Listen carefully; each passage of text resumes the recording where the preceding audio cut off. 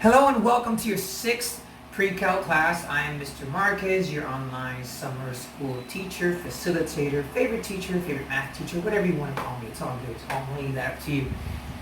Okay, so today we're going to talk about rational exponents. And what a rational exponent in layman's term is when you have a number elevated to a power, but that power is a fraction.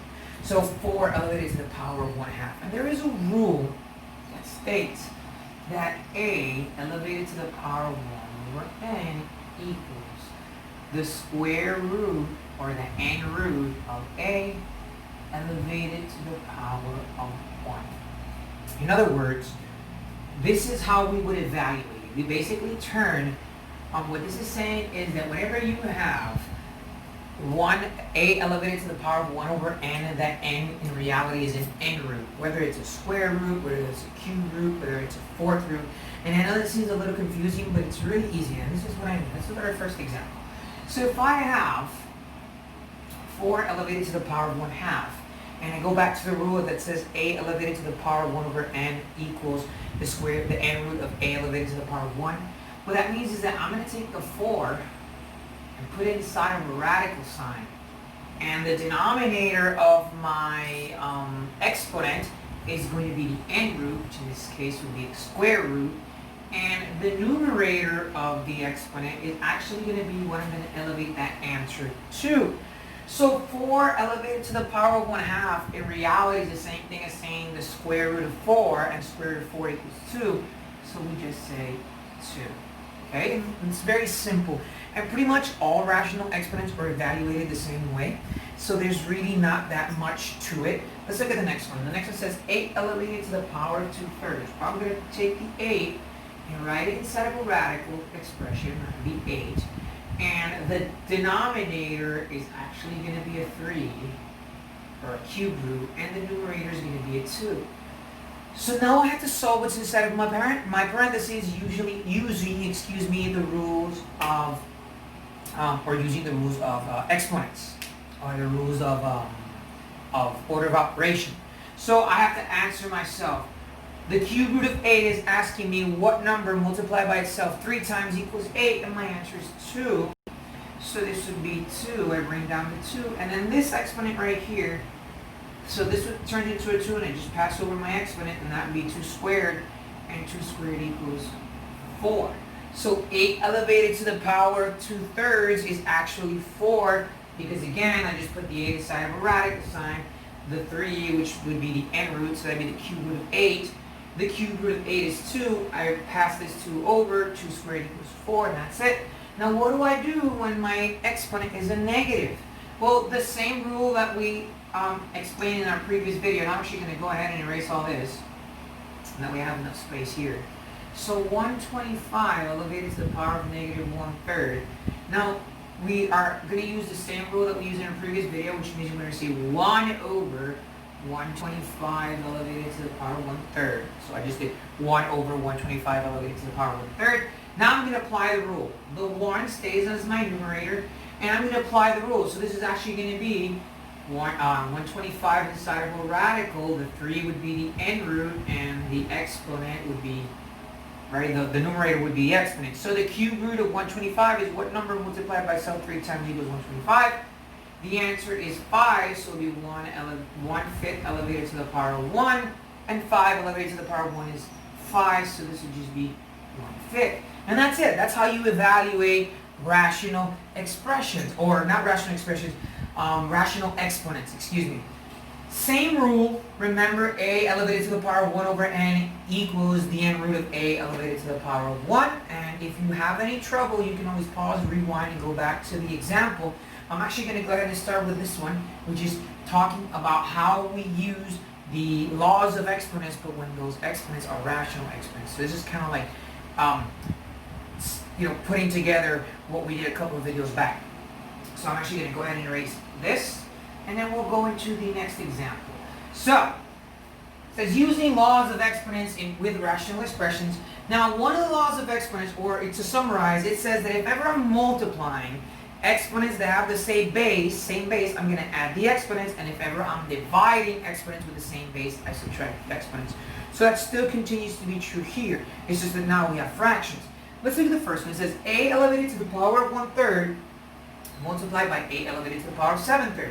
Since the base is a, that doesn't change. I simply pass over the a, and I'm going to add, because remember, whenever I'm multiplying exponents, I add them.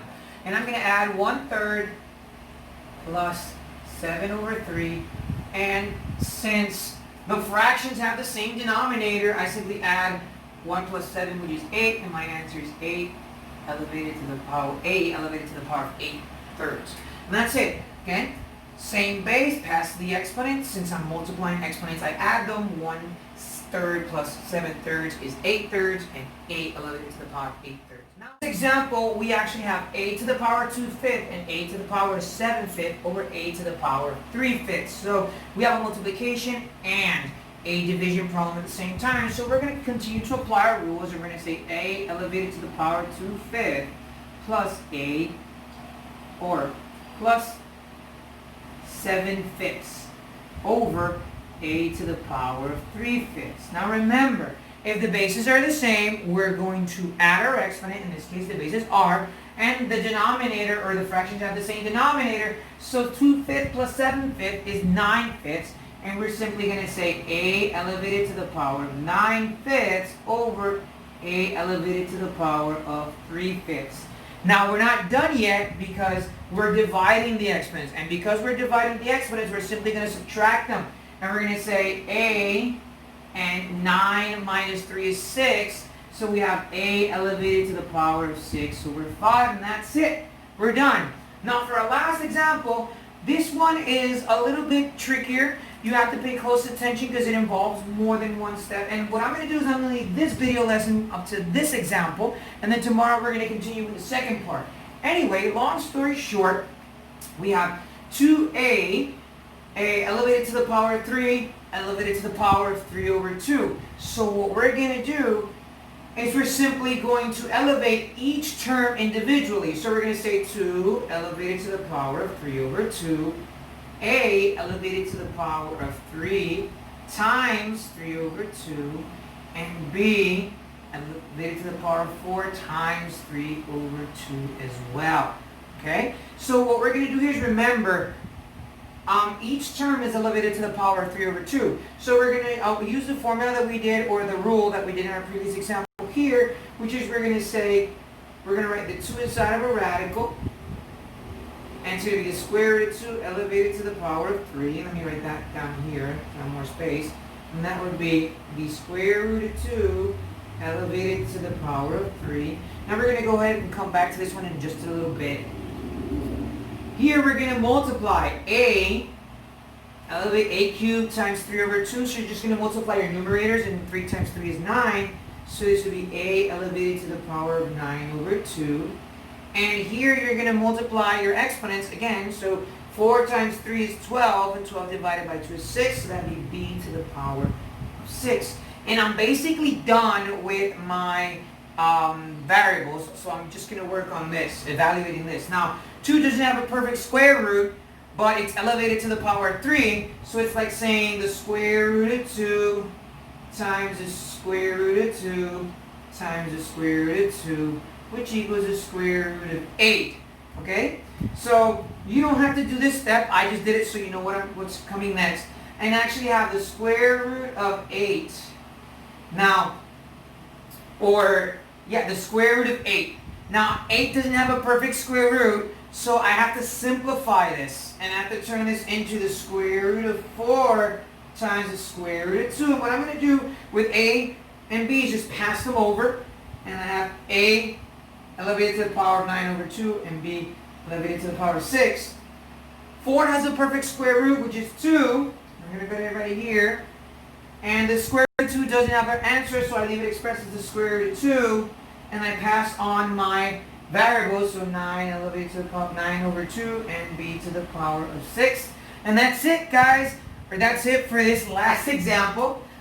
And this is it for this video lesson. So when you're done watching this video, you're going to go to page 22 and 23, and you're going to work on problems 55, 57, 61, 63, and 66A. Alright? So this is your favorite online summer school teacher, Mr. Marquez, saying goodbye, stay safe, and I'll see you soon. Bye.